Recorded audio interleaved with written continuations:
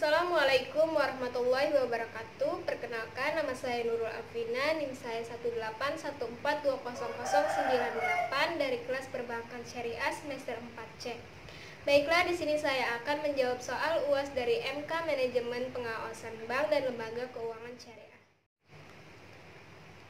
Soal yang pertama adalah sebutkan tujuan dari The Basel Committee. Tujuan dari The Basel Committee adalah melakukan kerjasama dan harmonisasi dalam pengawasan perbankan secara internasional.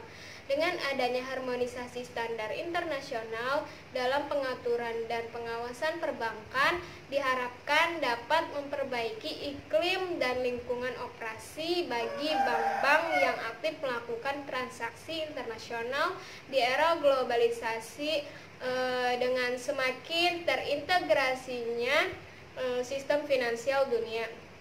Dengan demikian, sasaran awal dari The Basel Committee adalah standarisasi pengaturan dan pengawasan bank yang memiliki akses usaha yang bertaraf internasional dan melakukan transaksi usaha pada beberapa yurisdiksi otoritas pengawasan bank. Hal tersebut dapat menimbulkan suatu dispute hukum mengenai peraturan mana yang harus diterapkan dalam operasi bank tersebut. Soal yang kedua yaitu jelaskan kondisi permasalahan perbankan di Indonesia sejak tahun 1992. Menurut sumber yang diolah oleh Carl Johan, Indonesia mulai menghadapi masalah perbankan yang signifikan sejak tahun 1992 dengan indikasi kredit bermasalah yang terkonsentrasi pada bank-bank pemerintah sejumlah lebih dari 25% dari total kredit pada tahun 1993. Pengaruh negatif lain bersumber dari kondisi dan kebijaksanaan ekonomi makro di Indonesia pada masa itu adalah jumlah uang yang beredar dan kredit tumbuh dengan cepat setelah deregulasi pada tahun 1988 yang kemudian dilakukan pengetatan pada 1991 sampai dengan 1992. Terjadi arus masuk modal jangka pendek mempersulit manajemen moneter. Tingkat bunga antar bank meningkat dari 10% menjadi 16% sebagai dampak krisis Meksiko awal tahun 1985. Selanjutnya yaitu 3 faktor yang menunjukkan keterkaitan dan harus diperhatikan dalam setiap permasalahan perbankan.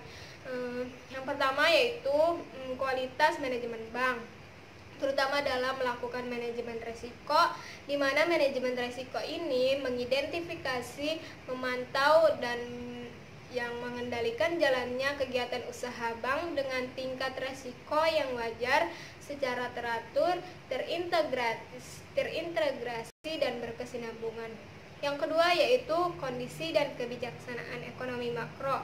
Dan yang ketiga yaitu efektivitas pengawasan bank.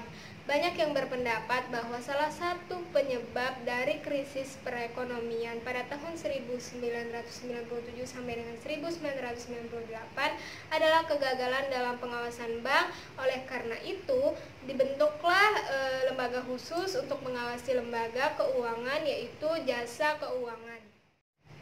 Soal nomor 3 yaitu jelaskan bagaimanakah seharusnya pelaksanaan pengawasan secara efektif bagi bank dan lembaga keuangan syariah. Untuk dapat melakukan pengawasan bank yang efektif, mau tidak mau memerlukan biaya yang cukup besar. Namun bila hal itu tidak dilakukan, dapat mengakibatkan krisis perbankan, sehingga biaya yang dikeluarkan untuk pemulihan juga jauh lebih besar. Sistem pengawasan bank yang efektif juga memerlukan penetapan tanggung jawab dan tujuan yang jelas bagi setiap lembaga yang terkait dengan tugas-tugas pengawasan bank.